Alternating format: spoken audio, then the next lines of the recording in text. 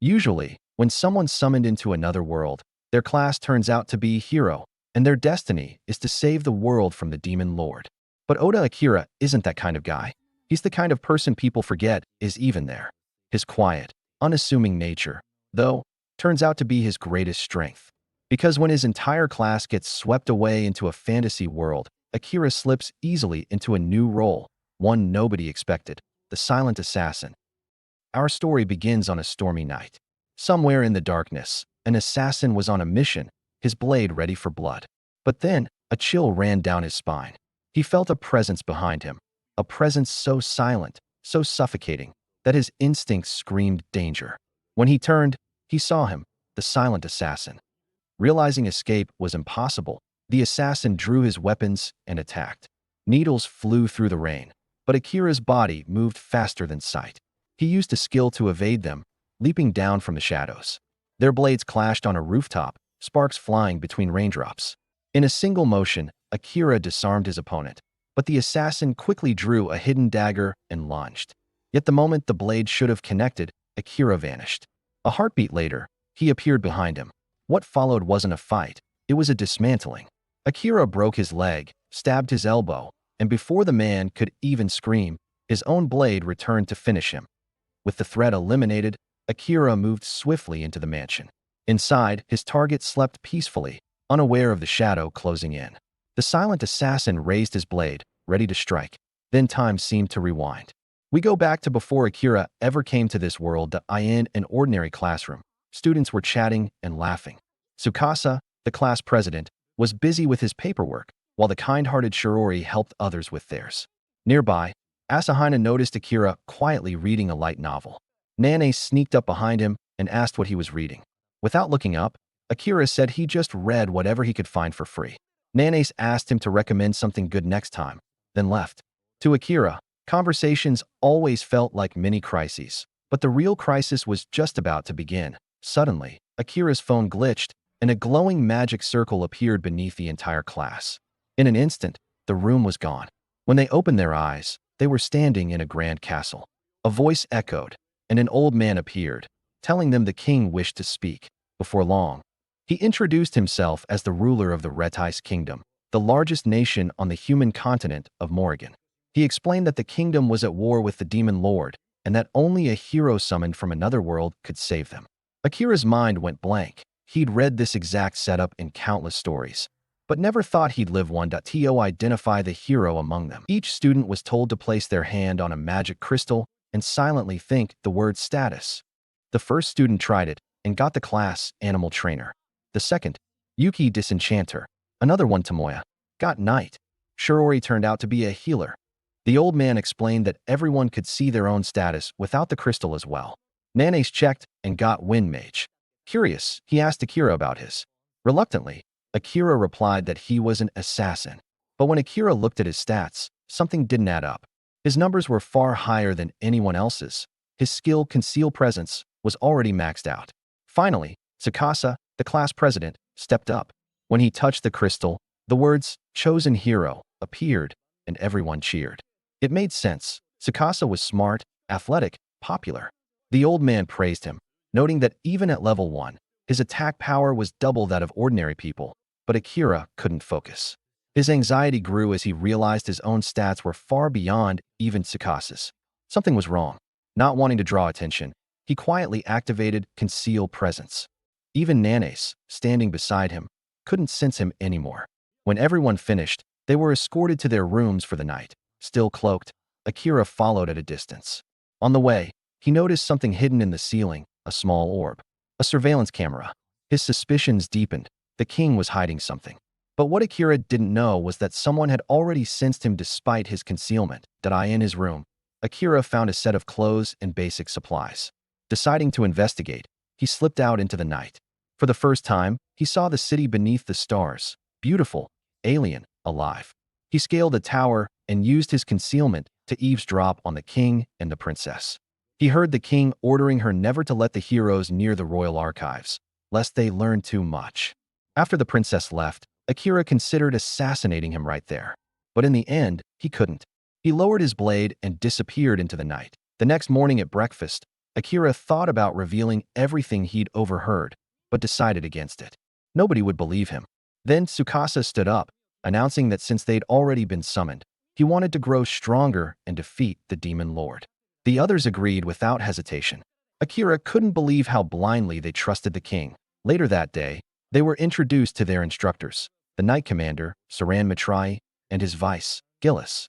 Saran informed them that in 1 month, they'd enter the great labyrinth of Cantonin. Until then, they would train. But while the others sparred, Akira slipped away to gather more intel. It didn't take long before Saran found him. Out for a walk, he asked casually. Akira froze. His concealment was still active. How could this man see him? Saran smiled and explained that his eyes could perceive heat signatures. He assured Akira that he wouldn't report him to the king. Curious and cautious, Akira asked why. Saran sighed and said it was complicated. When Akira admitted he wanted to learn more about this world, its magic, its skills, Saran agreed to teach him. In exchange, he wanted to hear about Akira's world, and so their secret mentorship began. While Gillis oversaw the other students' training, Saran personally trained Akira, testing, refining, and pushing him beyond limits. One night, Gillis confronted Saran, annoyed that he was spending all his time on Akira. Saran revealed that Akira's concealed presence was maxed out, a feat only achieved once before by the first hero. Gillis was stunned. Right then, Akira entered, holding an old book. He handed it to Saran, explaining he'd found it in the royal archives. When Saran opened it, he smiled faintly. It was one of his own, disguised as a cookbook. Inside were encrypted plans for a coup. Saran's expression turned grim. He told Akira that the king was trying to rewrite the world's laws, a pursuit that would demand unimaginable sacrifice. But the knights owed a blood debt to the royal family, leaving Saran powerless to act. Akira then confessed that on the night of their summoning, he'd tried to kill the king but couldn't go through with it. Saran commended him, saying that sparing a life was the right choice. Even if his class was assassin, he wasn't bound to kill. Akira felt a strange relief. For the first time, he admitted he didn't want to return to his world as a murderer. When Akira asked why Saran was helping him, Saran replied, "Because you didn't just go with the flow. You questioned the story." Akira felt embarrassed by the praise. Saran chuckled and joked that Akira could help him with his coup before going home. Time passed quickly. After a month, their training came to an end, and the heroes were sent to challenge the great labyrinth of Cantonin. The people of Retis gathered to cheer them on, but Akira felt a piercing gaze from the crowd. He followed it and found a cloaked girl glaring at him. When he asked why, she replied coldly that heroes knew nothing of the sacrifices made to summon them. Then she leaves, saying to find her after he discovered the truth for himself. Inside the labyrinth, the group fought hordes of monsters. When one student accidentally triggered a trap, even more enemies flooded in. Akira urged retreat, and Saran agreed. Channeling divine power into his blade, he unleashed a flash of holy lightning that carved a path for escape. But as they fled, another horde appeared. Remembering the smoke bomb the princess had given him, Tsukasa threw it to keep the monsters away, but instead, it summoned something far worse, a towering minotaur. When Akira and the others arrived, they found Tsukasa wounded. Akira rushed in, dodging the beast's attacks and striking its neck, but his dagger shattered against its hide. He fell back, barely landing on his feet. Tsukasa tried to stand, insisting he must protect them as the hero, but Akira stopped him. "We've trained for a month," he said. "You're not alone anymore." Tsukasa faltered, burdened by guilt. Akira quickly ordered Yuki to use her dispel magic on him. When she did, a dark curse broke free from Tsukasa's body. Akira shouted, then ran to Saran. "It's time," he said. Saran smirked, drew his sword, and raised it high. "Then let's end this." He called upon his divine skill, lightning's flash, striking the Minotaur with a blinding surge of power. And as the monster's body convulsed in paralysis, Akira vanished into its shadow, activating his own skill, shadow magic. And from that moment on, the silent assassin finally embraced his name. Akira activates his shadow magic, and a dark figure appears at his feet. He channels it into the Minotaur, piercing the beast all over its body before reeling it into the darkness. But then, Akira's magic suddenly goes out of control. His own shadows surge violently, threatening to consume him. Just as he starts to lose control, Saran appears and helps stabilize his power. Once the storm calms, Akira thanks him for the assist. Back from the dungeon, Saran and Akira discuss the strange nature of his shadow magic. Saran admits he's never heard of such a skill before. It's powerful, but incredibly unstable. Akira agrees, acknowledging how hard it is to control. Setting that aside, Saran presents him with a katana forged by the first hero. Since the current hero already wields a holy sword, he wants Akira to have something worthy. More importantly, he warns him to hide it well, because he stole it straight from the royal armory. Akira draws the blade and sees the name engraved on it, Yado no Kami, alongside a message wishing that the sword finds its successor and guides him in his hour of need. Akira then informs Saran that the curse afflicting the hero still refuses to be dispelled. Hearing that, Saran's expression darkens. He already suspects who the cursor might be. That night, the princess stands before a cursed object, whispering venom at Tsukasa, calling him a false hero. Suddenly, Akira appears behind her, destroys the object, and seizes it. The princess demands to know why he entered her chambers uninvited, but Akira points his blade at her throat, telling her no true lady uses curses. Only a witch does. When he demands to know why she's doing it, she answers coldly that everything she does is for the king. Seeing no benefit in pressing further, Akira retreats. After he leaves, the princess reveals several more curse objects hidden across the room, each targeting someone else. Meanwhile, Akira brings the destroyed curse to Saran, frustrated that the king still hasn't given up. He tells Saran that even after confronting the princess, risking his own identity, she wouldn't give a straight answer. Saran sighs, revealing that the princess is just a pawn to the king now. He warns Akira not to stay in the castle that night, since she'll likely curse the rest of their classmates next. Hearing that, Akira wishes his real world had people like Saran. Half-jokingly, Saran says Akira should take him there when he returns home, making Akira immediately take it back with a smirk. The next morning, Akira wakes to the sound of chaos outside. He rushes out to see Tsukasa standing over a lifeless body, Commander Saran's. Akira is frozen in shock. Before he can process it, his classmates start accusing him of murder, claiming the dagger used to stab Saran is his. Akira argues that his dagger shattered in the dungeon, but no one listens. He quickly realizes that the princess's curse has taken hold of them. Even Tsukasa tries to defend him, but the king declares Akira guilty and orders his execution. Realizing he's been set up, Akira vanishes using his concealment skill and escapes the knights. He then seeks out Vice Captain Gillis, who informs him that the Real killers are the king's assassins, the Night Ravens, and that they're now hunting him. Gillis tells him to take the provisions Saran left behind and flee the kingdom. With a heavy heart, Akira gathers Saran's belongings and leaves the kingdom behind. That night, the princess reports to the king that she successfully cursed everyone except the hero, and that they're now ready to declare war on the east. The king orders her to send the Night Ravens after Akira to ensure he's eliminated. Meanwhile, Akira hides deep within the dungeon, remembering Saran's advice that it's the safest place to vanish. He recalls their conversations about how the monsters grow stronger with each level and how concealment won't fool beasts with heightened senses. Day after day, Akira trains relentlessly, honing his assassination skills and pushing deeper underground to reach level 100. Every 10 floors, he faces a powerful boss, often getting knocked down, but always rising again. Using his shadow magic, he overwhelms them one by one.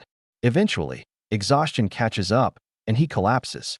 Just before losing consciousness, he hears a strange voice disabling his magic and healing his body. Meanwhile, back at the kingdom, Tsukasa gathers his cursed classmates and insists they leave the city. Most refuse, still under the princess's control. Only Asahina, Yuki, and Cheyenne agree to follow. Others followed afterwards too.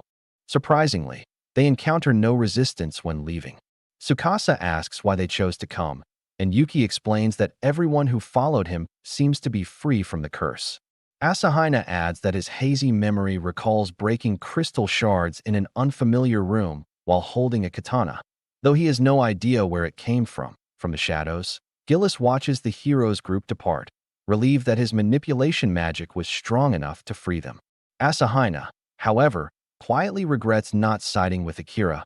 Curse or not, a flashback shows Asahina returning home from school, stumbling upon Akira working at a construction site. Akira begs him to keep it secret, especially from his sister, who attends the same school as a first year. Asahina agrees and is shocked to learn Akira even has a sister. When he shows Akira a picture of his own, both are surprised to find that their sisters are actually friends. Deep within the dungeon, Akira awakens, surprised to feel no pain. He checks his status window and is stunned. His HP is nearly full, and his shadow magic has jumped from level 3 to 5. Though confused, he presses onward, descending to floor 75. There, a slime suddenly drops from the ceiling. Akira reacts instantly, slashing it apart, only to watch an elf girl emerge from its dissolving body. He activates a new skill called World Eyes, and a flood of information pours into his mind. The data surge nearly overwhelms him, forcing him to cancel the skill before his head explodes. The elf awakens, disoriented. Akira notes that her HP is critically low, barely 2%, and that she possesses the same skill as him. When she asks where they are, he tells her they're on floor 75 before she collapses again. Concerned, Akira carries her to a safer spot on floor 69. Later, she wakes up starving. Akira smiles and offers her water, then food, which she devours like she hasn't eaten in days. When she finishes, she asks why they're on floor 69 instead of 75. Akira explains that he moved her closer to a water source. She warns him not to touch her inappropriately since she's of royal blood, and Akira quickly assures her he's not interested, telling her to get some rest. They'll need it tomorrow. The next day, they travel together, helping each other clear floors until they reach level 80. There, they find the boss chamber and enter. Inside awaits a massive dragon. The elf uses gravity magic to restrain it while Akira conceals his presence. To strike, but the dragon senses him and sends him flying. The elf shouts for him to diffuse his mana to avoid detection. Not fully understanding, Akira improvises. He manipulates the surrounding shadows, confusing the dragon before striking from above. The final blow lands clean, and the dragon collapses. Impressed, the elf asks how he did it, and Akira replies that he simply drew power from the ambient mana around them. She's stunned that he can even do that. But before they can rest, the dragon's body begins to glow, signaling that their next challenge is just about to begin. The dragon shifts form, its massive frame collapsing inward until what remains is a giant blue cat. Amelia activates her world eye, and the truth becomes clear. The creature is a shapeshifter. That explains everything. A true dragon wouldn't have gone down so easily. Akira watches her in awe, impressed by how naturally she wields that skill. Amelia tilts her head and asks why he hasn't used his own yet. Akira admits his level is too low to use it properly, but Amelia disagrees. She believes he's subconsciously rejecting the skill. Before Akira can answer, the black cat stirs and speaks in a calm, tired voice. He laments his defeat, brought down by a mere human and an elf, even after taking on a dragon's form. Akira freezes, stunned to hear the creature talk. The cat notices and huffs, offended. "Don't lump me in with those mindless beasts," he says, his golden eyes narrowing. "I was created by the demon lord himself, a being of superior intellect." Akira's tone hardens. "That doesn't matter. You're still finished." The cat shrugs, unbothered by his fate. "I don't care about dying," he murmurs. "But I do have a message for you, Akira. The demon lord awaits you in his castle, deep within the demon continent of Volcano." That statement jolts Akira. How does he know about me? He demands. And why does he want me to come to him? The cat gives a small, knowing smile. "The demon lord's mind is beyond your understanding. I can't say more." Then he lies down, weary. "Now end it. Do what you came here to do." Akira hesitates. "No," the cat chuckles. "Stop pretending to be noble. Humans always see demons and monsters as enemies." "Not me," Akira replies. "My only enemies are the king and his kind. You're not one of them."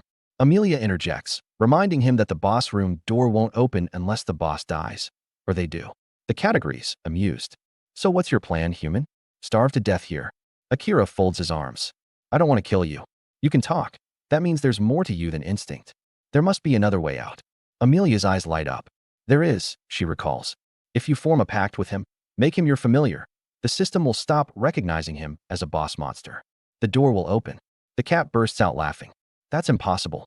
Only a skilled mage with absolute mana control could manage that ritual. He doesn't have it." Amelia smirks. "You're wrong. Akira already detached his mana during your fight. Even the first hero struggled with that. He surpassed the limit." Akira raises an eyebrow. "What happens if I fail?" The cat's tone darkens. Then one of us dies. Or both. Akira doesn't flinch.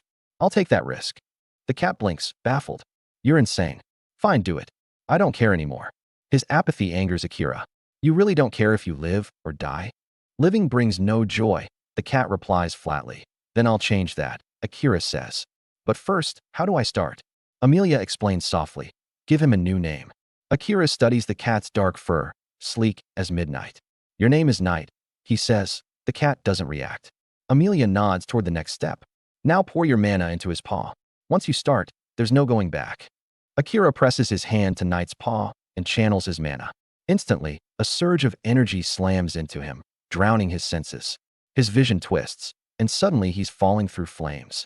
Below, a burning city screams in chaos. Night stands at the center, massive and feral, tearing through anyone who moves. Night, stop. Akira yells. But the cat attacks, his claws dripping with dark mana. Pain sears through Akira's body, both in the dream and the real world. Night's voice echoes. Kill me, Akira. It's the only way out. Akira refuses. I won't. Night lunges again. His claws slash deep, and Akira's blood spills. Gritting his teeth, Akira rushes forward. But instead of dodging, he lets the claws pierce him. Night's eyes widen. What the hell are you doing? I told you, Akira gasps. I don't want to kill you. You don't want to kill anyone either. Night growls. I'm a monster. My instincts. Then don't fight them alone.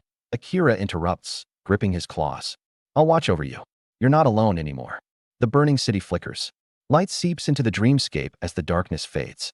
Night shrinks back to his smaller form and rests in Akira's arms, purring faintly.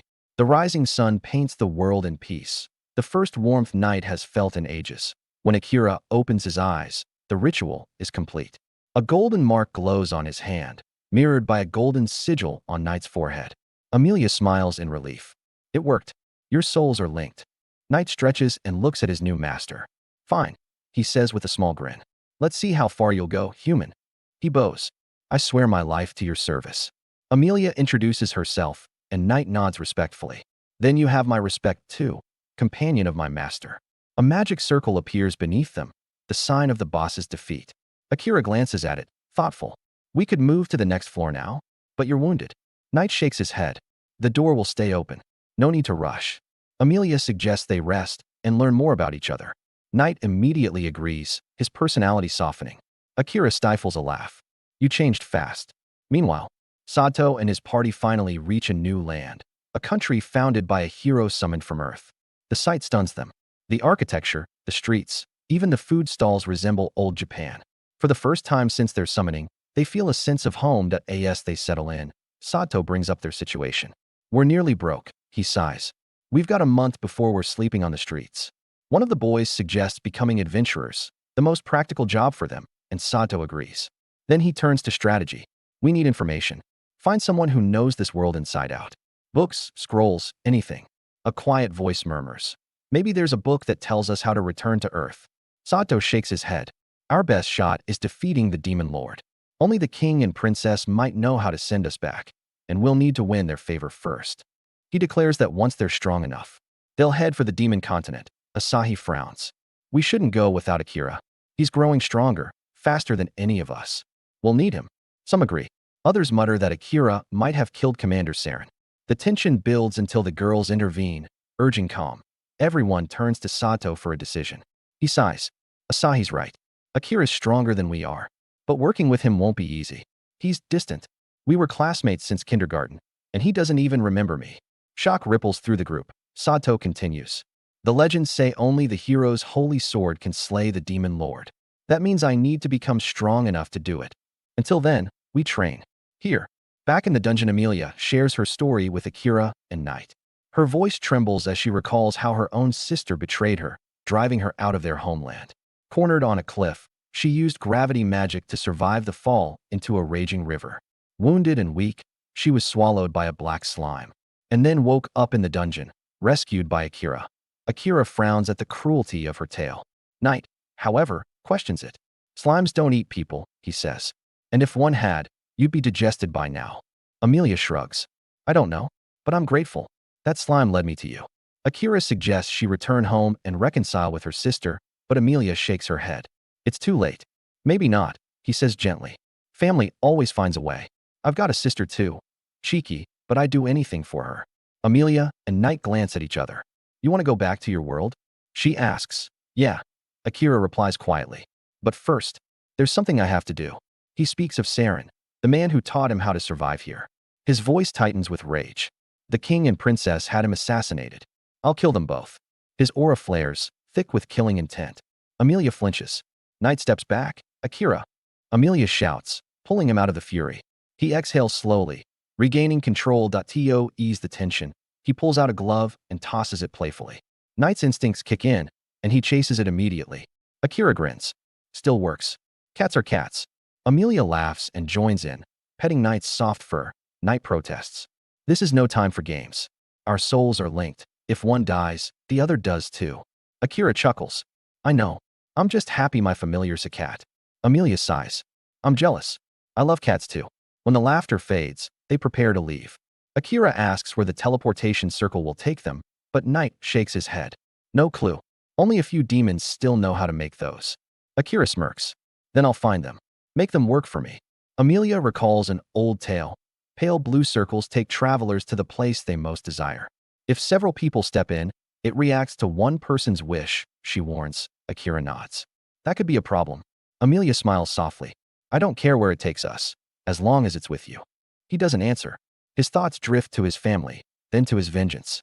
One must wait for the other. As they step into the circle, light engulfs them. When it fades, they find themselves in a vast forest beneath a towering, luminous tree. Amelia's eyes widen in shock. Knight identifies it instantly, the world tree. Before they can process it, an arrow whistles through the air. Akira reacts on instinct, pulling Amelia aside just in time. He deflects the next arrow with his dagger, dashes forward, and tackles the archer to the ground. Amelia gasps. Liam. The elf glares at her. Traitor. Run while you still can. Akira knocks him unconscious, but it's too late. The forest rustles, and they're surrounded. At the front stands Amelia's sister, Kilika, bow in hand and fury in her eyes. So, Kilika says coldly, You've returned, dear sister. Then die where you stand. In a flashback, Amelia goes out for a walk and ends up watching Rose train with the knights. She's impressed when Rose manages to disarm all of them, but her attendant reminds her that she's the one who'll be leading them one day. However, things soon take a turn when her fiancé, Liam, suddenly decides to call off their engagement. Rose tells Amelia it's because she's a child of Blight, and before long, Amelia finds herself accused of an unforgivable sin. Back in the present, Akira wonders what Amelia could have done. Rose steps forward and claims that Amelia poisoned her, though Amelia insists she only gave her a potion, not knowing it was tainted. Rose demands Akira hand Amelia over, using her mesmerize skill to control him, but Amelia gets furious and tells her sister to lift the spell so Akira can choose for himself. Rose freezes, surprised to see Amelia angry for the first time. Yet Akira reveals that he was never affected. Yoru explains that the skill doesn't work on anyone above Rose's level. Rose refuses to believe Akira is stronger than her, but he calmly tells her to drop the false charges, knowing Amelia isn't the type to lie or deceive. Instead, Rose orders the other elves to attack. Akira gets ready to fight, but before anyone moves, the king appears and commands them to stop. Rose is shocked since he was supposed to be away, and he immediately asks what's going on. The other elves try to defend her, claiming Amelia committed a crime, but the king quickly realizes they've all been charmed by Rose's mesmerize. He orders her to release them. Turning to Amelia, the king promises to make things right, though he tells Akira to leave. Amelia protests, saying Akira was the one who saved her, but the king insists that outsiders are forbidden in their realm. When Amelia offers to leave with him, he forbids it, reminding her that she's the one destined to succeed him. Akira steps in, saying Amelia should decide for herself, even going as far as to threaten the king. The king recalls that Akira once defeated Liam and challenges him to a duel, declaring that whoever wins will decide Amelia's fate. He chooses Rose to fight in his place and arranges for the battle to be held before the holy tree. As they walk there, Amelia apologizes for dragging Akira into the mess, but he says it was his own choice. Curious, he asks why they call her a child of Blight. Amelia explains that in ancient legends, twins born with one looking different from their parents were believed to bring calamity to the land. Yoru adds that the legend was dismissed long ago as mere superstition, assuming Rose used it out of jealousy. Akira smiles, saying he finds Amelia's hair beautiful. When they reach the holy tree, Akira chooses not to conceal his presence so everyone can witness his victory. Amelia warns him that Rose is the strongest swordsman among the elves, which surprises him to hear her praise her so much. Amelia simply says that despite everything, Rose is still her precious little sister. As the duel begins, Rose is shocked that Akira doesn't draw his sword. He calmly tells her he doesn't want to kill her by accident. The king gives the signal, and Rose immediately attacks. Akira dodges her strikes with ease and pushes her back. Feeling mocked, Rose infuses her blade with wind magic and unleashes a powerful blast, but Akira swiftly evades it. He closes the distance, sweeps her legs, and knocks her to the ground, asking if she's had enough. He tells her Amelia still believes in her and hopes they can make peace, but Rose yells that Amelia stole everything from her. She charges again, forcing Akira to retreat, yet her magic begins spiraling out of control. Akira orders Yoru to protect Amelia. Another flashback reveals Rose admiring Amelia's hair when they were younger. But everything changed when Amelia's class was revealed to be a legendary spirit medium. She became the center of attention, while Rose was forgotten. Desperate, Rose vowed to take back what was hers. Amelia begs her to stop, and Liam hands her a sacred branch of the holy tree to help. Using it, Amelia purifies the area, freeing everyone from Rose's control. Realizing she's lost, Rose prepares one final strike. Akira sees that dodging would let the attack hit the people behind him, so he activates his shadow magic and devours the wind itself. The darkness threatens to consume Rose too, but Akira pulls it back just in time, and it coats his own body instead. She refuses to accept defeat and charges again, but Akira blocks her and sends her flying. Shaken, Rose imagines Amelia and Liam laughing at her downfall. Amelia assures her that Liam was never under her spell, but Rose doesn't believe it, insisting Amelia punish her however she wishes. That's when the king steps in, confessing that it was he who erased Rose's memories. He admits Amelia never took anything from her. Giving her memories back, he reveals that Rose once sought strength to protect everyone. She ventured into a dungeon where a mysterious figure handed her an orb that lured monsters, promising it would make her stronger. But when she used it, too many monsters appeared. Overwhelmed, she tried to escape, yet the monsters followed her outside, something that should have been impossible. Determined to protect the town, Rose stood her ground, and Liam rushed in with his knights to help, only to be fatally stabbed by a goblin. Overcome by despair, Rose lost herself in guilt. To save her sanity, the king erased her memories. Amelia, however, created resurrection magic and brought Liam back. But after that, Rose became distant, believing everyone was pitying her. The king explains that hiding the truth only built a wall between them. His plan was to let her grow stronger through the duel before revealing everything, but he adds that when Liam was revived, a leaf from the holy tree fused with his body, making him immune to Rose's mesmerize. He had hoped this would help them reconcile, but instead, Amelia was exiled. Realizing her mistakes, Rose breaks down, blaming herself for turning against the sister who always cared for her. Amelia comforts her, calling her kind and forgiving. At last, the sisters make peace. Later, a feast is held, and Akira reminds the king that he technically won the duel, meaning Amelia is free to do as she pleases. The king asks where Akira plans to go next, and he replies that Yoru mentioned the Beastmen continent, a place known for its craftsmanship and weapons. Amelia immediately decides to go with him, no matter where he ends up. Meanwhile, aboard a ship, Tsukasa and the others sail toward the same continent. Tsukasa apologizes to Asusher for not waiting for Akira, but he explains that their goal is the same, to enhance their weapons. And just like that, their paths are set to cross again. The next day, Amelia says goodbye to her sister after finally resolving their differences. Even Akira wishes Liam the best, though he gets embarrassed when the king mentions that everyone already knows who he truly loves, and yet, no one holds it against him. The king then announces that he'll send soldiers to escort them, since several disappearances have been reported near the coast. But when Akira sees that everyone's eager to join, he tells them it's not necessary. A few hours later, as they travel by carriage, Miyakira chats with Knight, surprised that he didn't say a word in front of the king. Knight simply replies that he didn't want to cause any more problems than he already has.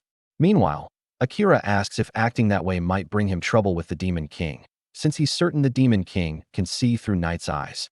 Knight confirms it, but adds that he's now sworn loyalty to Akira and that the Demon King himself has shown interest in meeting him, so there's no need to worry. Akira then says that if they ever have to fight the Demon King, he believes things will turn out differently. But Amelia, ever the optimist, says she could probably get along well with him, and Knight agrees. since the Demon King likely became curious after seeing Akira's shadow technique against Kalika, a power few can control. Akira admits it was mostly improvised, but before they can say more, he senses hostile presences nearby and orders the carriage to stop immediately. They spot a group of bandits ahead, threatening to kill the girl they're holding if anyone moves. But in a flash, Akira uses his stealth skill to strike them down unseen, leaving the bandits unconscious on the ground. A few minutes later, they subdue the rest and free the girl. Akira mentions overhearing that the bandits plan to deliver the princess to someone named Gran. One of the guards confesses that a noble from the Beastkin territory might be involved. Akira assures the others they can reach the port safely without further protection. Later, when they arrive at the port, Akira reminds everyone to keep training once they reach land. Knight mentions there's a labyrinth near their next destination, though it'll take days before they can return to the mainland, so they should rest first. Amelia, thrilled to be on a ship for the first time, looks forward to spending romantic moments with Akira. But to her disappointment, he sits down to read the books the king had given him to learn more about the kingdom, leaving her frustrated as her romantic hopes fade away. After several days, they finally reach the port of Uruk. Akira observes how humans live there and starts to understand how things work on this continent. But while walking through an alley, 3 beastmen block their path and order him to hand over the elf. Akira tells Amelia not to move and steps forward. The beastmen mock him for being a human trying to act brave, and Akira quickly realizes that humans are despised in this land. Without hesitation, he uses his shadow magic to blind them, allowing the group to escape without a fight. Knight praises his master as they move through the city, but Amelia notices that all the beastmen seem to fear Knight. He explains that black cats are hated here because of something that happened long ago. After a while, they find an inn. Amelia blushes when she notices there's only one bed and suggests that one bed is enough for 2. But Akira insists it's unnecessary. Knight laughs and says he'll give them privacy since he has someone important to meet, teasing Akira that a real man shouldn't waste opportunities like this, leaving him flustered. Later, when Amelia goes to shower, Akira pretends to be asleep. She blushes, lies down beside him, and wishes him a good rest while he lies there, wide awake and awkward. The next morning, Knight wakes them up, teasing that they must have had an interesting night. Before they can respond, he tells them to get ready because a guest is about to arrive. Moments later, a man named Chrome appears, whom Knight introduces as the greatest blacksmith on the continent, and possibly the world. Chrome says he couldn't ignore a request from the nightmare of Adoria. Akira thanks him for coming and introduces himself. Chrome examines Akira's katana, saying it's been overstrained in the labyrinth, though he can repair it depending on the materials and payment. Akira promises to gather everything needed and also requests throwing weapons, which surprises Chrome, who realizes Akira is an assassin. Despite his skill, Chrome calls him immature and hopes he won't damage the new weapons. Amelia gets irritated by his tone, but Knight explains that Chrome used to be part of the hero's party and is a veteran fighter. Chrome leaves a list of materials and takes the sword, telling them to find him once they've gathered what he needs. Knight assures Akira that Chrome is the best and most reliable smith alive. When Akira asks how they'll get the money, Knight suggests exploring the city's labyrinth and selling any extra materials. Amelia then says she'll go talk with Chrome, and Akira agrees but tells Knight to follow her discreetly for safety while he investigates the labyrinth. Meanwhile, Amelia speaks with Chrome, saying she knows the hero's last mission failed. They never defeated the Demon King, and only the hero and a beastman survived. Chrome apologizes, explaining there was an elf in the party who didn't make it. Amelia says she's not here to blame him, but she wants him to train her to fight. Chrome refuses, saying none of his apprentices ever survived his training. They all broke. He also reminds Knight, whom he calls the Nightmare of Adoria, that he only takes blacksmithing requests. Knight corrects him, saying Amelia asked on her own, and not to call him by that name. Amelia then asks why he's called that, since Akira had given him the name Knight. Knight explains it all started about 100 years ago in Adoria, the most prosperous city on the continent. The Demon King sent him there to cause chaos so the beastmen would flee, giving the Demon King more territory. But Knight lost control of his demonic instincts, went berserk, and destroyed almost the entire city. That's why the beastmen call him the Nightmare of Adoria and fear black cats to this day. Akira overhears everything through their telepathic link, realizing this was the vision he saw when they formed their pact. Knight tells Chrome that he's not the same as before. Now he's a familiar serving Akira, and unlike the past, he fears dying before fulfilling his purpose. Chrome listens in silence, then admits he holds no grudge. After all, when he returned from the hero's battle, He visited his sister's grave, where Knight had once offered his life so Chrome could take revenge. But Chrome refused, saying Knight was only a tool of the Demon King and not the one who killed his sister. The real killer was a noble of their own race named Graham, who slaughtered others while trying to flee the city. Chrome never forgot that name. Amelia asks if he ever got his revenge, but Chrome says no, because, over time, he realized his sister wouldn't have wanted him to follow a path of hatred. Amelia sympathizes, saying she understands that feeling, imagining what her sister would think just to escape her own guilt. Her words anger Chrome, but she admits it's because she once did the same, hiding behind her sister to avoid her real feelings until Akira made her face them. Chrome says nothing for a moment, then tells her to leave for the day, and she does. Meanwhile, Akira reaches the labyrinth, but before he can enter, a massive explosion shakes the ground. Powerful magic bursts out of the entrance, followed by waves of monsters. Amelia and Knight rush to protect nearby civilians. Confused, Amelia fights back with all her strength until a familiar voice calls her name. It's Orin, the man who once deceived her sister. He introduces himself properly, saying the Demon King ordered him to spare her life, though he'll leave her unconscious for now. Moments later, Knight informs Akira through telepathy that a demon has taken Amelia. Furious, Akira rushes into the labyrinth, picks up a fallen sword, and cuts down every monster in sight. Knight apologizes for failing to protect her, but Akira, consumed by rage, says he'll destroy that power no matter what. He orders Knight to get far away, then unleashes his shadow magic, absorbing all the demonic energy and monsters around him. The surge is so intense it causes him unbearable pain, but he doesn't stop. After absorbing everything in his path, the power overwhelms him, and he collapses unconscious, his shadow flickering in silence. Knight watches from the sky as Akira suddenly collapses. Before he can even react, the system's voice explains that Akira has drained more mana than his body can handle. Healing shadow magic automatically kicks in, wrapping him in dark mist that glows faintly as it repairs the damage. Knight just hovers there, stunned, watching the impossible happen right before his eyes. A full day later, Akira jolts awake in Crow's house, completely unaware of how much time has passed. When Knight tells him he was out cold for more than a day, Akira's first instinct isn't to rest, it's to move. He rushes downstairs to thank Crow for the bed and instantly asks for the bill, because that's just how his mind works. But Crow reminds him there's a far bigger issue at hand. Amelia's been missing for over a day, and by now, she could already be in the demon continent. Akira doesn't care. He's ready to storm the demon lord's castle if he has to. Crow tries to calm him down, but Akira insists he's calm, even though he's clearly not. The blacksmith sighs and tells him that calm people don't forget their weapons. Akira's about to yell that his sword's still being repaired when Crow gestures to the table, where Akira's blade has been reforged into two sleek daggers. Shorter, lighter, and perfect for an assassin. Crow even covered the repair costs, but warns him to pay back the debt later, and receives one last gift, a mysterious ring once forged by one of the legendary heroes. The ring bears the words, "I will lead you everywhere." Akira slips it on, and instantly, a beam of light shoots out, pointing straight toward the dungeon. Crow remarks that the demons haven't taken Amelia across the border yet, and Akira wastes no time. He jumps on a Knight's back and takes off. Knight reminds him not to be reckless this time, and Akira admits he'll try, though they both know he won't.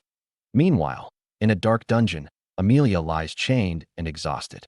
A cheerful demon named Orim keeps her company, talking far too much for someone guarding a prisoner. He reveals that he's been experimenting with spells meant to control monsters, but on her, the magic only left her paralyzed. It fascinates him. Since he's only a third-grade demon, he can't teleport, so he's waiting for his boss to come pick her up.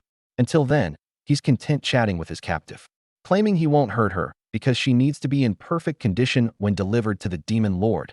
Back outside, Akira's ring keeps glowing brighter, guiding him straight to the dungeon. Just then, a hooded figure appears, a girl insisting she wants to help rescue Amelia. Akira recognizes her as the stalker who had been tailing them earlier and immediately grabs her, demanding answers. She introduces herself as Leah, the first princess of the beast folk nation, and explains her tracking skill led her here. She claims she's been investigating the demons' movements after hearing they were targeting Amelia. Akira's suspicious until Knight confirms she's telling the truth. Still, Akira tests her with his world eye skill, learning that she's being honest. When he asks about her spirit barrier ability, Leah admits she can cast barriers on moving targets, a rare and valuable trait. That alone earns her a spot on the rescue team. She also reveals that the Demon Lord is after Amelia's resurrection magic. Shocking Akira, he immediately calls Knight to move out, bringing Leah along despite his doubts. Back in the dungeon, Amelia questions Orum's motives. Why would demons want resurrection magic when they're already near immortal? Orum shrugs, saying he doesn't see the point either. It's slow, limited, and can't revive someone long dead.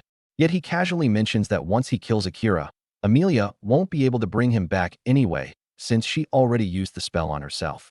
The way he says it, like he's discussing the weather, sends chills down her spine. On their way to the dungeon, Akira and Leah talk more. She reveals that her village was wiped out by a modified black slime, and that her family was likely used as a human sacrifice in the same ritual that summoned Akira to this world. Despite that, she doesn't hold any grudges against him, only against the king and princess behind it all. Akira admits his own hatred toward them, realizing they may have far darker motives than the supposed war against demons.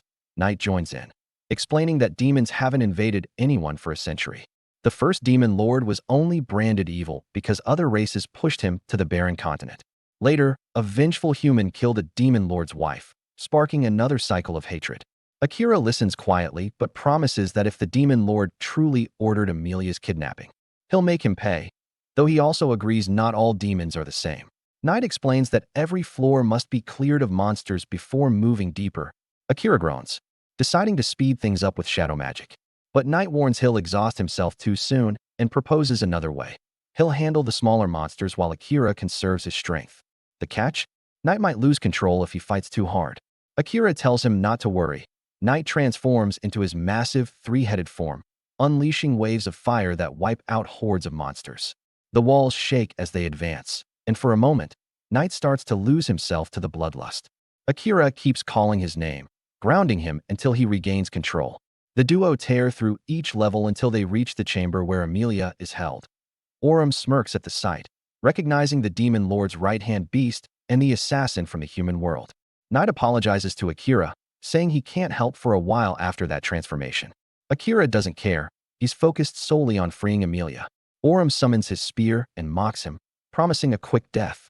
Akira draws his daggers, declaring the opposite. The fight erupts instantly. Akira darts in and out of the shadows, but Orum blocks every strike with ease. He toys with him, slashing Akira's leg and laughing as the human grows weaker. Then, just when it looks hopeless, Akira activates his shadow magic. The blood he spilled on the ground begins to move, spawning beasts from the darkness itself, wolves made of his own mana. They swarm Orum, biting and clawing, giving Akira a precious opening. He lunges forward, slashing Orum's arm and leg, forcing the demon to drop his weapon. But victory doesn't come easy. Akira's mana is nearly gone, and Orum plays a sinister tune on his flute, summoning hordes of monsters to his aid. They charge up a combined attack, ready to erase Akira on the spot. Leah throws herself forward, casting her spirit barrier with everything she has. The barrier absorbs the blast, then reflects it right back, blowing the monsters apart before she collapses from exhaustion. Amelia, finally able to move again, rushes to Akira's side. Orum, bleeding and half-kneeling, mocks Akira for hesitating to kill him. Akira's hand trembles. He still can't bring himself to strike down something that looks so human. And just when he's about to decide, the air distorts. A dark portal opens, and the presence that steps through makes the entire dungeon tremble. Orum's superior, a second-grade demon, has arrived. Furious that his subordinate has failed, now Akira, Amelia, Knight, and Leah stand frozen, staring at a new enemy whose power dwarfs everything they've faced so far. The real battle is just beginning. Akira stares down Mihiro, but the knight quickly warns him not to pick a fight with this demon. Akira agrees, knowing full well that Mihiro is on a completely different level. Seeing Orum barely standing, Mihiro casually pushes him to the back of the room with a spell, then shifts his attention straight to Akira. With a snap of his fingers, he shatters Leah's barrier. Akira steps in front of her and tells her to stay back, and Mihiro smirks, saying he's got no interest in her anyway.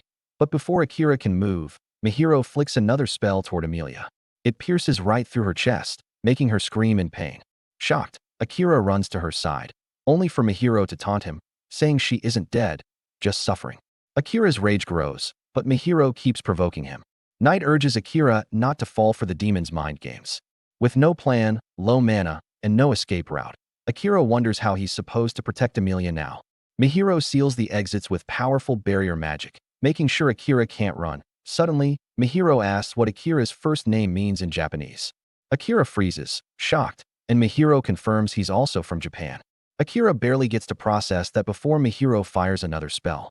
Akira dodges, but the blast curves around and grazes his skin. When Akira tries to counterattack, Mihiro forces him to dodge a deadly disc slicing through the air. Akira quickly coats a tiny area of his skin with shadow magic to block another projectile. But Mihiro notices how weak the magic is in its current state. Since the higher-ups will get angry if he's late, Mihiro decides to finish things. Then Knight steps forward, announcing he's regained some mana.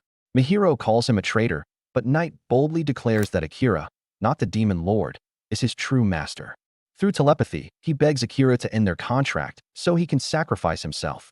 Shocked, Akira refuses to abandon his partner. Mihiro gets curious about their private talk, but lets them continue. After thinking it through, Akira takes the risk and asks Knight to fight with him instead. Knight thinks he's being reckless, but appreciates the loyalty. In an instant, Knight transforms into a copy of Saren. Mihiro is stunned, and Knight explains this is the only form powerful enough to stand against him. But he warns Akira he can't hold the form for long. They rush into battle together, and Knight summons Saren's strongest technique, a giant hammer of light.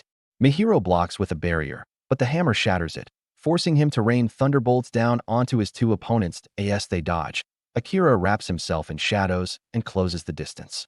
He attacks, but Mihiro dodges again. Akira turns and destroys a magic circle just before Mihiro reappears behind him. Knight jumps into counterattack. With Knight's signal, both strike Mihiro together, finally managing to wound his back. Knight admits he's almost out of mana, so Akira prepares to end the fight. But Mihiro tells him he's not done yet. He snaps his fingers until a hand suddenly pierces Akira's chest. Akira turns to see Amelia, controlled like a puppet. As the spell breaks, she realizes what she's done and collapses into tears. Akira hits the floor, barely breathing. Knight checks his condition and understands Mihiro used a control spell earlier. Mihiro proudly explains that he can use the full strength of any controlled target. Akira, fading fast, refuses to die and leave Amelia behind. Just as his life is slipping away, his shadow magic activates on its own. It heals his body, deflects Mihiro's attack, and lifts him into the air. Even Mihiro is stunned, watching Akira's body move on its own. Akira, controlled by the system, meets Mihiro's next attack head-on and injures him. Mihiro throws a blade scythe, but Akira blocks it with a wall of shadows and restrains him, and threatens him to release Amelia. Mihiro arrogantly declares that no human can defeat a demon. The system fires back, saying humans lose because they give up halfway. Furious, Mihiro attempts to kill Amelia. That snaps Akira back to his senses, and he rushes to shield her. Mihiro's needle spell shoots toward them, but the projectiles suddenly freeze mid-air and vanish. Crow appears out of nowhere and neutralizes the spell. Everyone is stunned. Mihiro asks how Crow is still alive despite beastmen having short lifespans. Crow says he may be old, but he's not weak. Mihiro realizes he's outmatched and flees with Orim. After the fight, Leah asks Crow why he helped them, but he says he was just passing through. Akira collapses from exhaustion and later wakes up in Crow's home. Knight explains he was unconscious for 3 days, and Akira smiles softly knowing Amelia cared for him the whole time. Crow calls in the people waiting outside, revealing Akira's classmates. Jules explains that he came to the beast folk continent for weapons and removed the king's curse from everyone. Asahina apologizes for not helping during Akira's curse, but Akira brushes it off. Sakasa steps in, and Akira acknowledges how capable he is. When asked about the palace, Jules admits he was fired after the Knight Order disbanded. Asahina invites Akira to join their party, but Knight immediately rejects the idea. Their bickering forces Akira to separate them so he can talk properly. Sakasa reveals their plan to defeat the Demon Lord so they can gain the king's favor and learn how to return home. But Akira remembers the king sacrificing innocent lives to summon them and says they can't trust him. He still needs to avenge Saren. Akira explains that demons use teleportation circles, so one might lead back home. He plans to infiltrate demon territory, but has other priorities first. When the classmates offer to help, he declines, warning them he won't be able to protect them. Hearing him talk about returning home, Amelia quietly leaves the room. Akira follows her and finds her standing at a cliff overlooking the sea. She says she always knew they'd part someday, but wasn't prepared for it. She apologizes for hurting him, but he reassures her she wasn't at fault. Then she confesses something darker, that after the pain and guilt, she felt strangely happy knowing he'd carry a scar made by her. Akira tells her she's special to him. She denies it, saying feelings can change, but Akira insists that uncertainty doesn't make their emotions any less real. He takes out his sword and places it in her hand. In his world, couples exchange rings, so he presses his own finger against the blade, drawing blood to form a ring. He tells her he loves her. She cries and admits she feels the same. They exchange blood rings and seal their vows with a kiss, promising to protect and love each other forever. Back at the house, Asahi and the others start wondering how they can finally prove to Akira that they're not dead weight. One boy suddenly brings up a rumor he heard at the guild. Apparently, there's a nearby city holding its annual festival, and each year the champion of the tournament mysteriously disappears. People whisper that the winners are kidnapped and sold on the black market. As soon as the group hears that, they all arrive at the same idea. If they can crack the case and catch whoever's behind it, Akira will notice their worth at last. The next morning, they invite Akira and his group to visit the festival. Amelia only asks if there will be food stalls, and once they tell her yes, she happily tags along. When they finally reach the city, Amelia excitedly tells Akira that the beauty contest reward must be food, and she's ready to take part in it. But the moment she says that, Akira starts suspecting that something is off. Right then, they overhear a customer complaining to a receptionist about racism. Akira goes over to check what's going on and discovers the girl is actually a demon who's upset because demons aren't allowed in the beauty contest. Akira is stunned to see a demon acting so casually in public, but Knight instantly recognizes who she really is. The demon girl introduces herself as Laddie. Laddie suddenly clings to him, begging him to defend her. But Amelia walks in and pulls them apart immediately. The receptionist asks Amelia for proof of identity if she wants to join the contest. Once Amelia shows her name tag, the receptionist is shocked to learn she's the Princess of Elves. Amelia returns to scold Akira for flirting after promising to stay with her forever. Laddie apologizes for the misunderstanding, then storms back to the receptionist asking why demons are banned while humans and elves are allowed. While she complains, Akira is still apologizing to Amelia, who tells him it's fine, just don't flirt with the demon girl. Akira insists he wasn't flirting and steps in to settle the argument. He asks the receptionist to let Laddie participate and promises to take responsibility if anything goes wrong. Laddie thanks him, and because he's with the elf princess, the receptionist agrees. Soon after, Laddie notices Knight and greets him slyly, revealing she knows him from before. Akira is shocked they know each other, but Knight promises to explain later. Meanwhile, Laddie and Amelia hit it off and decide to enjoy the festival together. In the market, Laddie starts charming random people, asking them to vote for her in the contest. The townsfolk freeze at the sight of a demon openly revealing her identity, but Laddie stays confident. She even signs a man's shirt using the script of the first hero. Even some of Akira's simp classmates get in line, leaving Akira unsure what to make of her behavior. Knight tells him Laddie is simply weird, and Amelia adds that despite being a demon, she doesn't give off bad vibes. As Akira considers how weird Amelia is herself, he notices girls staring at him and giggling. When he turns, they scream, calling him the silent assassin. Akira doubts they were even looking at him until Crow confirms it. He explains Akira became famous after wiping out a horde of monsters on his own. Akira admits it was flashy for an assassin, but Knight and Amelia say it's what makes him special. Crow then remembers that the guild gave him a yellow tag for Akira as an out-of-turn promotion for his actions during the demon attack. Amelia tells him he can use the yellow tag for identification. Akira acts jealous because Amelia's silver rank is higher, but she proudly explains that her sister, Kilika, is a gold rank, one of only 4 in the world. Some of Akira's classmates overhear and claim their yellow rank too, offering to teach him how to make money as an adventurer. Akira ignores them. Then some girls call Amelia to join them for snacks. Sato drags the boys off to gamble, leaving Akira alone. Akira orders Knight to follow Amelia and keep people away from her, and Knight obeys immediately, so much so that the crowd clears a path for the black cat. Akira then asks why Crow even came along since he doesn't seem like the festival type. Crow asks if Akira knows he had a little sister. Akira says he learned that from Amelia and Knight. Crow explains he hasn't pursued revenge for her death, not only because she wouldn't want it, but because he's too old now. Akira insists he doesn't look old, but Crow says aging isn't visible in beastmen. His strength is gone, and the man who killed his sister, a noble named Graham, is always surrounded by strong guards that as soon as Akira hears the name Graham, he remembers that it matches the mastermind behind the kidnapping rumors. Crow then asks why Akira thinks demons immediately targeted Amelia the moment he entered the country. Akira freezes as Crow explains that Graham is likely selling information to demons, since he controls the city's records of who enters and leaves. Akira grows furious knowing Graham caused the attack on Amelia, but he asks Crow if he's certain. Crow confirms he checked while Akira was asleep. When Akira asks why he's mentioning this now, Crow bluntly says he wants Akira to owe him so he can make a request. Akira is stunned, but Crow tells him not to decide yet. Gil arrives, saying it's almost time for the beauty contest. Using Crow's name gets them VIP seats. Asahi remarks that privacy is good because Akira would attract too much attention otherwise. Akira stares coldly at the stage. When Amelia goes on stage, Akira smiles as she winks at him.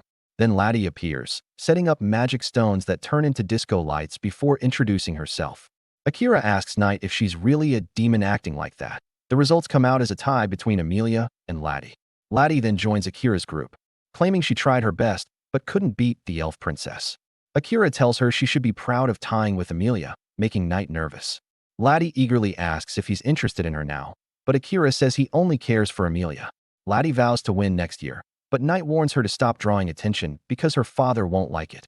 Akira demands to know her true identity, and Knight nervously reveals that Laddie is the daughter of the Demon Lord, shocking everyone.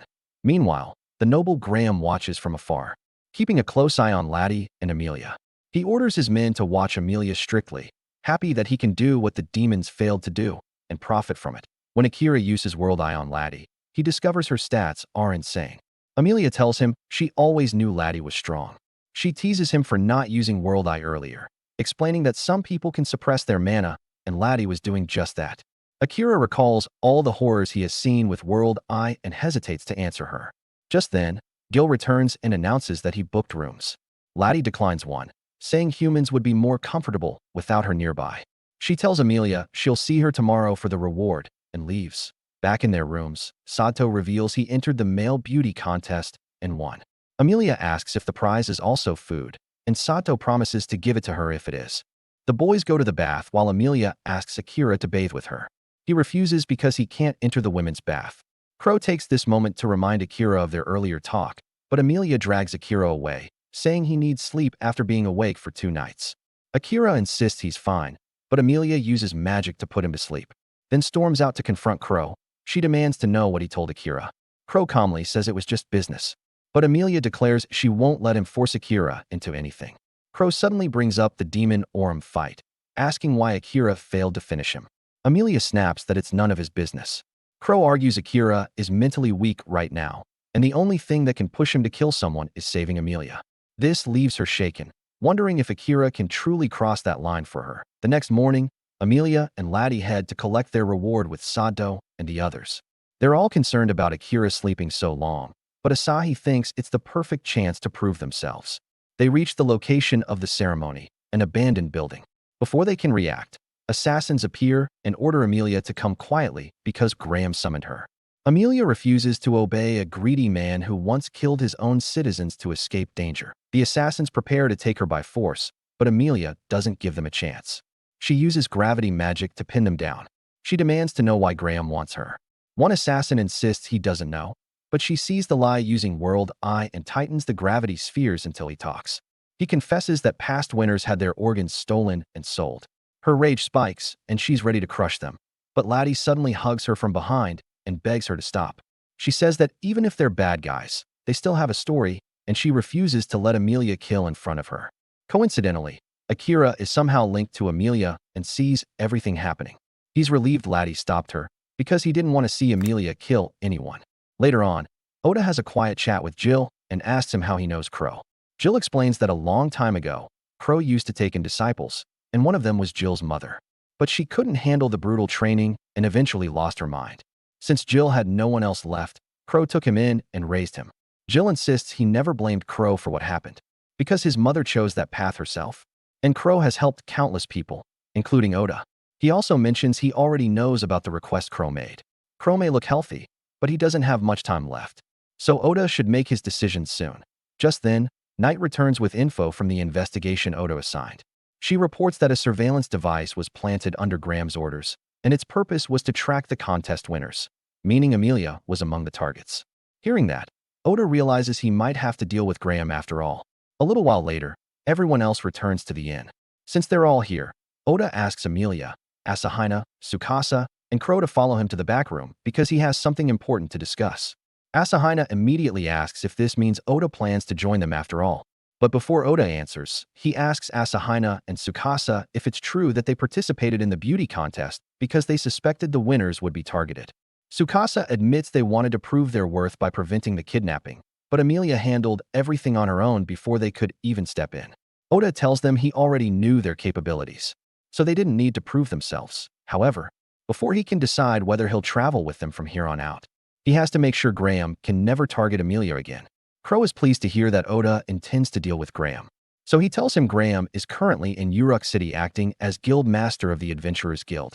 Crow adds that if Oda fulfills his request, he will personally guide him through the Demon Continent. Since Oda will be heading to Barrack afterward, Joel offers to take the rest of the hero party and wait near the outskirts of the demon territory so they can regroup. He pulls out a map and asks where they should meet. Asahina points to a good spot, but Crow instantly rejects it.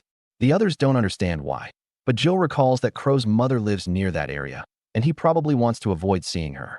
Oda is confused because Jill earlier said Crow didn't have long to live, yet his mother is still alive. Jill says it's a long story. Crow suggests a different rendezvous point where his old party kept a safe house, and everyone agrees. Later that evening, Amelia and Crow finish packing for the trip to Uruk. Since Amelia has Crow alone for a moment, she tells him there are two things she wants to say. First, she asks him not to dump his burdens onto Oda, but Crow replies that he simply made a request. Whether Oda sees it as a burden isn't his concern. Amelia is irritated by his attitude, but she can't press him because she has a request of her own. She asks Crow to take her as his disciple, even though he already refused once. He asks what makes her think he'll change his mind now. Amelia pleads again, saying she's being targeted, and she doesn't want to become the reason Oda is forced to do something he doesn't want to do. Crow can see she's serious, so as long as she doesn't break like the others, training her might be worth it. But a little while later, Oda returns, and it's time to leave. But before they depart, Jill hands Oda a small bag he forgot back when he collected the things Saren prepared for him. Jill doesn't know what's inside, but if Saren wanted Oda to have it, it must be important. After that, Oda and the others set out, while Tsukasa and the hero party prepare for their own journey to the Demon Continent point 3 days later. In Oda's carriage, Amelia is still training her ancient counterspell technique. Crow tells her she can stop for the night. Amelia collapses into sleep immediately, and Oda is shocked because he's never seen her this exhausted. Crow says it's impressive she made it this far. Most of his former disciples gave up by day 2, but he wouldn't expect anything less from the famed elf princess. He explains that the technique, recreated from the first hero, lets the user instantly generate a counterspell to neutralize any magic on sight. To learn it, one must master an ancient language where each character contains magic capable of driving people insane. The only reason Amelia can handle it is because she crafted a comprehension skill to ease the mental load. Oda then asks how Crow managed to learn it himself, and Crow says he simply had a lot of time. Beast folk normally live twice as long as humans, but Crow's case is special. His mother took a strange drug while pregnant with him, causing him to live twice as long as even beast folk should. Living longer sounds like a blessing, but Crow says that at this point, he wishes it would end. The only thing keeping him alive is his unresolved revenge for his sister. Oda can't relate as a human with a lifespan of about 100 years, but he can tell Crow has endured more than most. Meanwhile, night is gathering intel in the city. During a rooftop break, she notices Laddie sitting nearby. As soon as Laddie spots her, she bounds over and asks what she's doing alone. Night nervously explains that she's on a mission for Oda. Laddie, excited, asks to join since she's bored, and Night can't find a way to refuse. The next morning, Oda's group arrives in Uruk. Crow says he'll arrange lodging, so Oda and Amelia can sightsee. Oda likes the idea of spending time with Amelia, but he admits he has zero sense of direction and might get lost like Zoro. Crow says he already planned for that and contacted Leia to guide them, so Oda and Amelia should wait at the central fountain plaza. Crow heads off to handle his business, and since they have time to kill, Oda suggests treating this outing as a proper date. On the way, they browse food stalls, and Oda tells Amelia she can get whatever she wants as a reward for working so hard. Soon they reach the fountain, and moments later, Leia runs over excitedly to greet them. She says everyone at the castle has been waiting for their arrival. Oda is stunned and asks why. Leia explains that her foster father, King Exam, heard that Princess Amelia was visiting and prepared a banquet in her honor. Upon arrival, they are introduced to the king, who warmly welcomes Princess Amelia. He says the banquet will start soon, but first, He wants to thank her for saving Leia back in the dungeon. Amelia says she doesn't need thanks. The incident happened because she was kidnapped. And the people who really saved Leia were Oda and Crow. The king says he'll thank Crow later, but completely glosses over Oda. Oda finds it funny that he gets ignored even though he's standing right there. But then the king turns to him and says he has a request. Oda listens, but immediately warns he may refuse. The knight captain takes offense at Oda's tone, but the king orders him to stand down. He explains the request. He wants Oda to assassinate someone. Oda refuses instantly. The king tries to justify it, saying the target is Graham, a criminal who disgraced the royal family. But even though Oda already plans to deal with Graham, he won't do it because the king told him to. The king becomes desperate, offering rewards and protection. But Oda says he doesn't need protection from people weaker than him. This enrages the knight captain, who demands permission to duel Oda. The king agrees, and Oda accepts. In the arena, before the fight begins, Oda tosses his sword to Amelia, saying he won't need it. This is a chance to test the weapons Crow made for him. The battle starts with the knight captain launching rocks at Oda. The captain is fast and strong, but Oda expected that. After playing around, he jumps straight at him, slices his axe apart, and puts a dagger to his throat, ending the match instantly.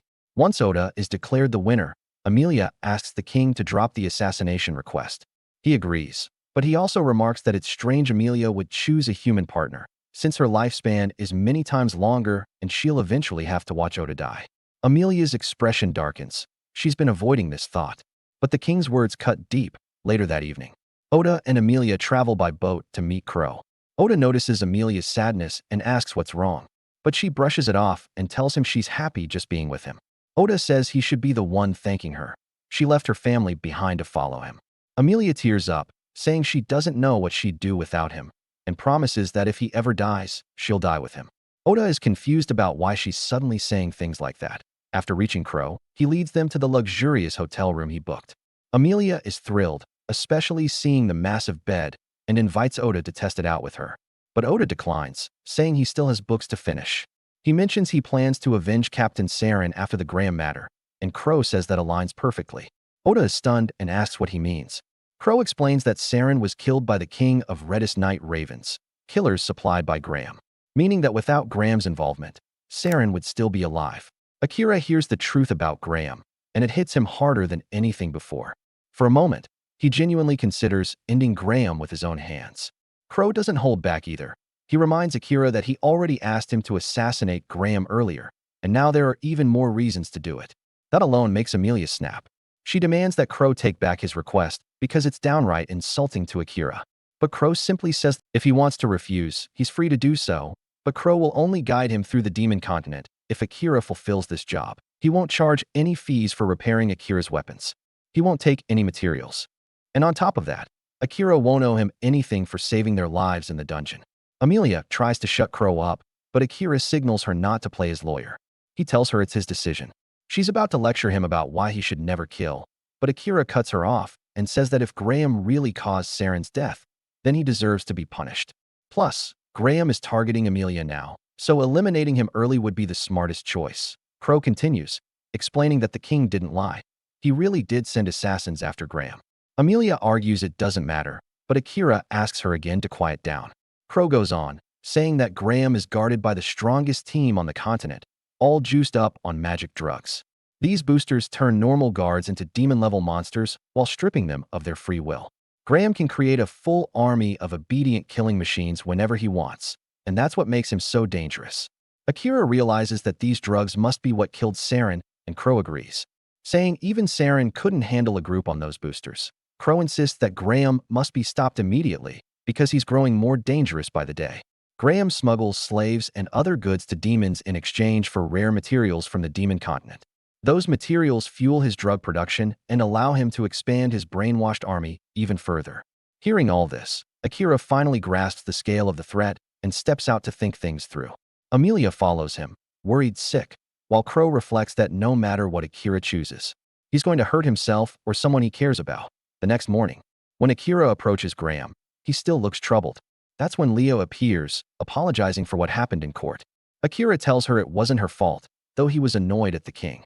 But Leah explains that she's apologizing because she couldn't stop her father from dragging Akira into his dirty politics. Crow jumps in, curious, and asks if the king also requested Akira to assassinate Graham. Akira confirms, and adds that he turned the king down. Crow explains why. If Graham's crimes became public, the king would lose respect, but if he handled it through official channels and failed, Graham's influence would skyrocket. So he wanted a disposable pawn like Akira to kill Graham quietly. Leah apologizes again and says her father even insulted Amelia, and that finally gets a reaction out of Akira. But Amelia brushes it off. Leah begs for a chance to make it up to them by showing them around the city, and thanks to Crow's push, they accept. She even invites Crow along, and as she guides Akira and Amelia through hidden parts of the city, she quietly thanks Crow for supporting her. That's when Amelia suddenly notices something. She tells Leah and Crow to go off on their own because she wants some private time with Akira. Crow immediately understands and heads off with Leah. But once they're alone, Akira asks Amelia why she did that. She bluntly replies that Leah is obviously into Crow, so she was just helping her out. Akira is shocked because of the age gap, but Amelia shrugs it off. Age is just a number for beastmen. Besides, she wanted a serious conversation with Akira. She takes him to a bridge and asks him to refuse Crow's request because they can reach the demon continent without him. She brings up Laddie's words about every villain having their own story and why no one deserves to be killed lightly. Meanwhile, Laddie is tagging along with Knight on his recon mission. Knight can't believe she's still with him, but Laddie insists she's doing anything to avoid being near her dad. Knight had only heard rumors that she didn't get along with him, but he didn't expect it to be this bad. Laddie rants about how even if her dad is the demon lord, he shouldn't be able to bend the laws of the world. Knight asks for details, but she instantly forgets the conversation when she spots an inn and marches straight inside. She orders dry bread and chats with the receptionist, who assumes she's an adventurer looking for money. Laddie says she's testing her luck in the capital. The receptionist warns her that high-paying jobs there are deadly and there are rumors demons are involved. Laddie brushes that off. The receptionist then suggests she take a transport job to the human kingdom, low pay but safe. He also mentions that the guild master is relying on adventurers for transport instead of normal companies, meaning something shady must be going on. Laddie leaves the inn proudly, asking Knight what he thinks of her info-gathering skills. Knight is impressed, assuming she planned everything.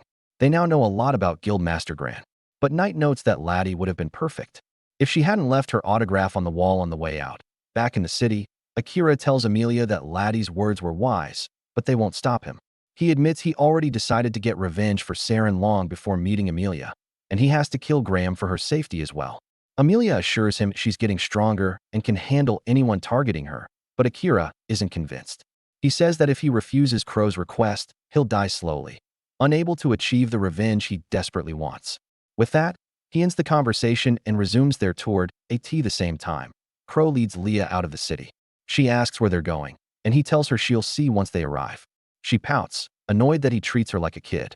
She complains he doesn't take her seriously and refuses to teach her inversion magic. Crow says he doesn't want to risk destroying her mind. Before she can respond, they arrive at a field of red spider lilies. Leah is amazed. It's her first time seeing them. Crow explains that they're from Akira's world and must have been brought over by a previous hero. Leah reaches to touch one, but Crow grabs her hand and warns her they're poisonous. He explains Akira once told him red spider lilies represent death and the afterlife, which is why they're beautiful. Leah softens and asks why he brought her here. Crow says he found them during a walk and wanted to show them to someone. She teases him that if he brought someone he likes here and confessed, they'd definitely accept. She insists that he'd be happier with a partner, but he cuts her off, saying he abandoned the idea of happiness the moment he chose revenge for his sister. His only purpose now is to destroy Graham. Leah is hurt but says nothing. Meanwhile, Sad's group nears the demon continent border. They hunt a bear since they're low on food, set up tents, and spread out to forage. Asahi and Sato rest, discussing how Gil is going above and beyond to help them. Exactly what Saren would have done. Sato suddenly brings up Akira. He admits he didn't like him on Earth either because Akira ignored him. Asahi tells him to chill, saying he probably wasn't even registered in Akira's memory. Sato says he's fine with that. He knows Akira isn't into people and is far stronger than them. They talk about how the so-called heroes from another world aren't really special. They're only slightly stronger than locals. But Akira? He's different. Not just in strength, but because he never doubts his decisions. Sato says he wants to reach that level someday, though now probably isn't the right time.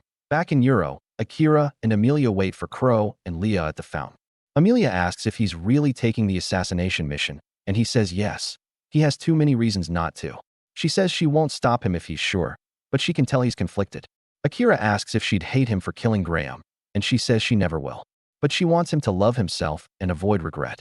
Suddenly, a little girl throws a tantrum at a jewelry stall, and that sight sends Akira into a flashback that he remembers when his sister Yui threw a fit because she didn't want to leave their childhood home. Their dad had left to buy milk and never returned. They had to move into a cheaper apartment. Akira accepted reality and didn't hate his father. After all, the man spent years caring for his sick wife and raising 2 kids alone while working full-time. Yui hated the move, but Akira convinced her that they had to stick together now. Even when his cooking was burned, his mom and sister enjoyed it. They took turns making meals and tried their best to hold their family together. Akira felt relieved that not everything was lost. He snaps back to reality. Amelia asks what he was thinking, but he brushes it off. He realizes one of the reasons he hesitates to kill Graham is his family.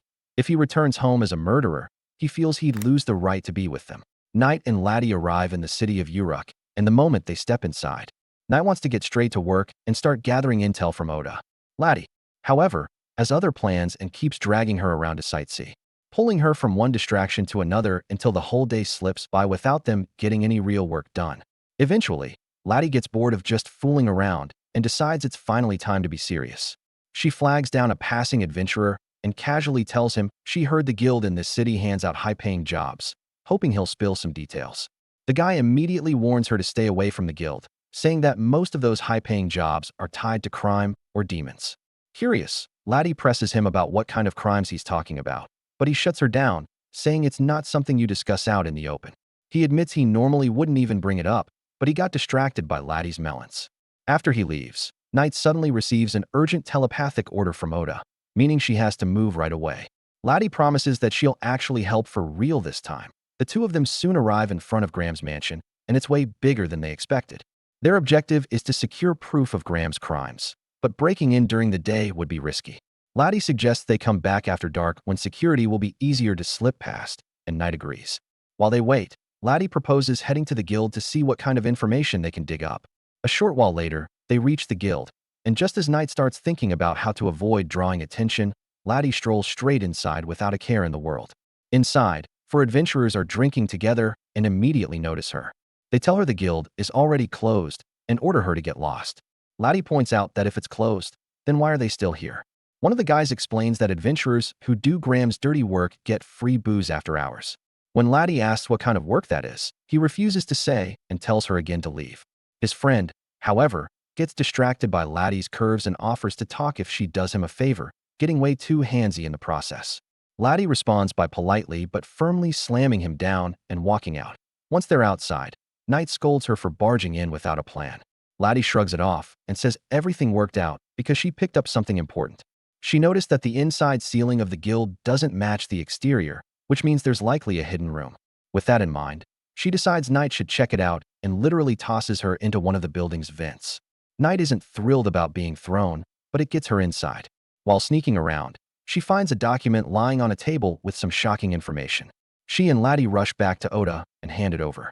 Oda thanks Laddie for her help and examines the paper, which details the production and distribution of an enhancement drug, a slave trade operation, and mercenary loans to the Kingdom of Redis. Everything Crow said about Graham turns out to be true, but Oda feels uneasy. The documents seem legitimate, yet it all feels too easy. Laddie agrees, pointing out that Graham could have easily hidden this in his massive mansion instead of the guild. Crow suggests the only explanation is that Graham intended for the documents to be stolen, just not by Knight. Meanwhile, Graham is shown meeting with his subordinates. He calmly tells them that important documents have gone missing, causing them to panic. Graham reassures them that he knows none of them stole it because he left it there intentionally to flush out a traitor. Although someone else got to the documents first, he already knows the man on the left has been leaking information, so he orders him executed on the spot. He then tells the rest to carry on as usual and instructs them to track down whoever stole the documents from the guild. Back at the hotel, Crow explains to Oda that this was likely an attempt to spark a war. One of Graham's subordinates was probably being paid to leak information to Redis. Before that could happen, Knight got the documents first. Oda asks why Reese would want a war, and Crow explains that the king of Reese plans to use the chaos to resurrect his dead wife. Amelia argues that resurrection magic only works shortly after death, but Crow reveals there's another spell called Equivalent Exchange, which can revive someone no matter how long they've been dead, at the cost of countless lives. Starting a war would be the fastest way to pay that price. Laddie hates the idea and says she won't allow it to happen. Knight questions how Crow knows so much about Redis. He explains that he's close to Jill, a former knight there, who was dismissed after stopping the king's previous attempt to start a war with Yamato. Oda becomes furious and starts tearing up the documents so they can't be used as justification for war. Crow tells him it's pointless because as long as Graham keeps trafficking people, more evidence will surface. He also reminds Oda that many of his classmates are still in the royal palace and would be sent to the front lines if war breaks out. Oda doesn't care much about most of them except Asakina, but letting them die would still weigh on him. If he takes Graham out, he can at least delay the war, but making that decision isn't easy. Sensing how tense things have gotten, Laddie tries to lighten the mood. She mentions a meat buffet promotion at a restaurant and a nearby bookstore, knowing Amelia loves food and Oda loves books. Everyone agrees to take a short break. Oda heads to the bookstore while Laddie and Amelia go for the buffet. While browsing books, a shady man snatches Oda's bag and runs, but Knight quickly retrieves it. She's surprised Oda let it happen, but he admits he has a lot on his mind. Knight joins him by the fountain, and Oda opens up about what Laddie once said, that killing someone is like stealing their story. Killing Graham makes logical sense, and Oda is an assassin, yet he's never actually killed anyone. He couldn't even kill the demon in the dungeon, so he wonders if he's cut out for this. Knight tells him that surviving is what matters and asks if he thinks she's just saying that to comfort him. She insists she means it, explaining that taking lives dries out your heart over time, and she doesn't want that fate for him. Still, she admits there are times when killing is unavoidable to protect those you love. Oda realizes she's right, though he still hesitates and calls himself weak. Knight tells him he's the strongest person she knows, and that she'll stay by his side until the end.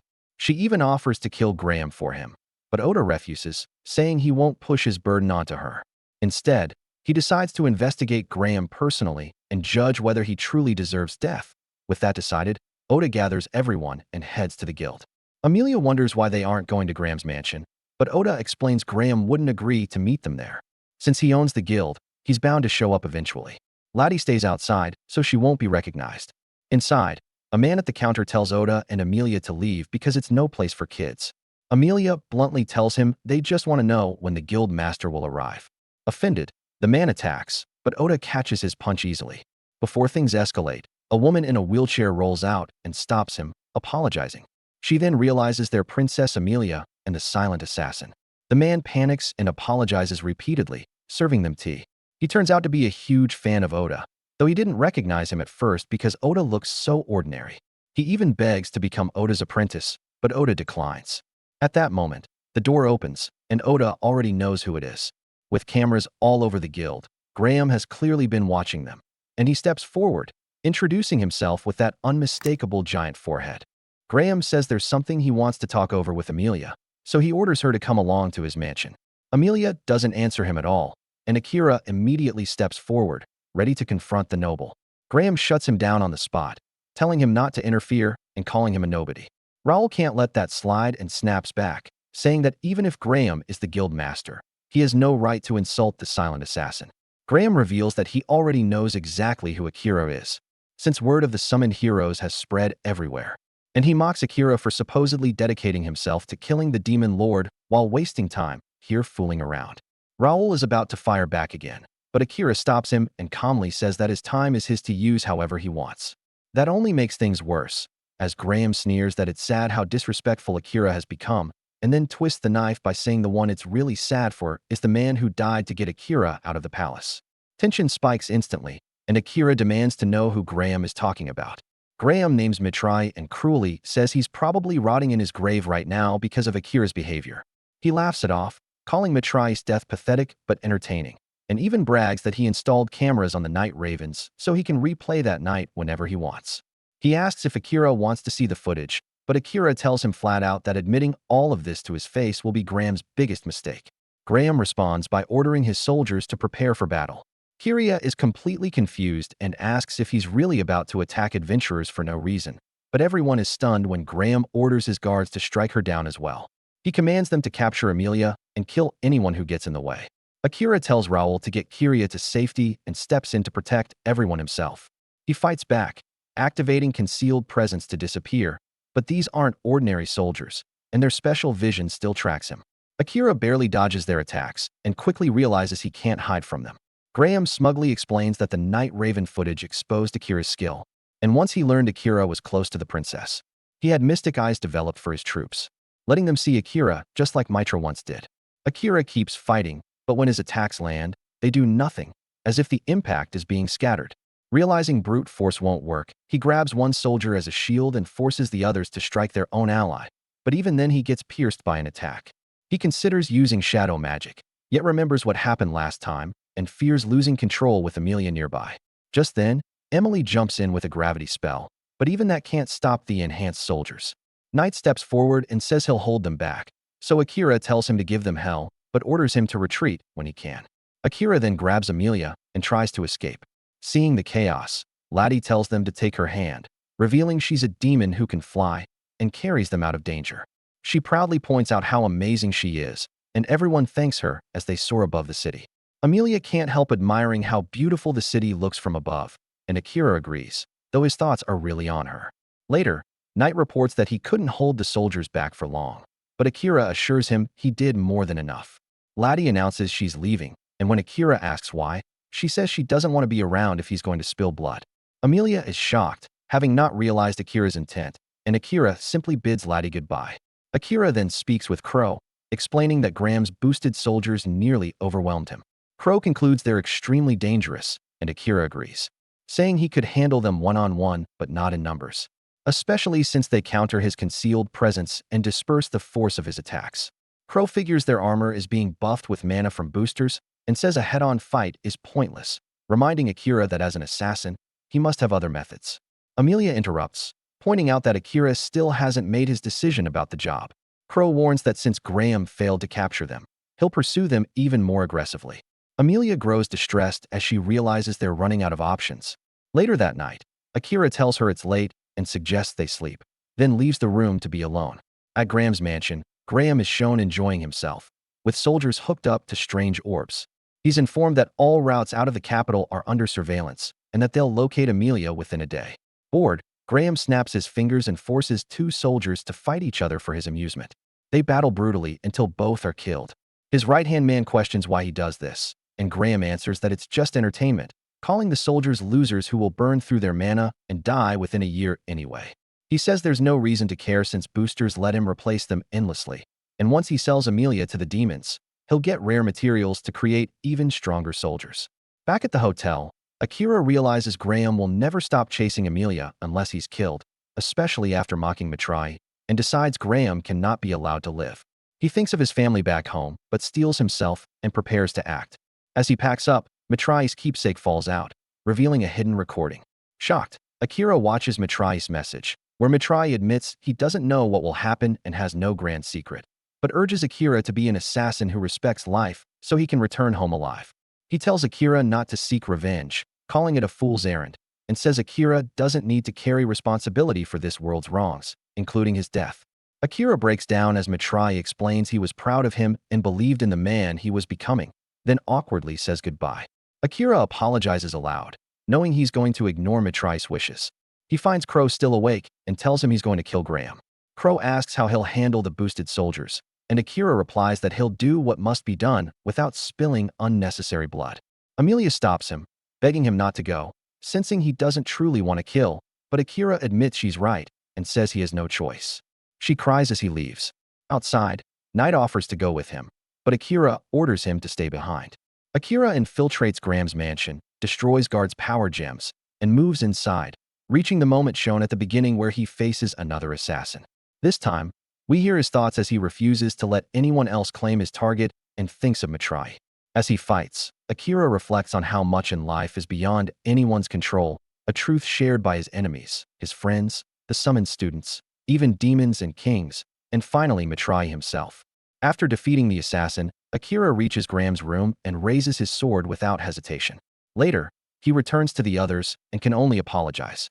When Amelia asks why, he admits that when the moment came, his hands shook, but he did kill Graham and felt nothing afterward, which terrifies him. He spirals, saying none of this would have happened if he'd killed the king earlier and that the man Amelia tried to save is gone forever. Amelia embraces him, promising to stay by his side no matter what he becomes, and Knight swears loyalty as well. Elsewhere, news of Graham's assassination spreads, with Lee immediately suspecting Akira and Asahina sensing that Akira has undergone a profound transformation. Laddie reflects that loss is inevitable and what matters is what comes next. With Crow agreeing to guide them, Akira and his companions set off once more, and Akira resolves to accept what he's become, knowing that if taking a life is ever necessary to get home, he'll do it as an assassin. That wraps up today's recap. What do you think about this episode? Drop your thought in the comment. And if you liked this recap, don't forget to like, subscribe, and turn on the notifications so you never miss the next one.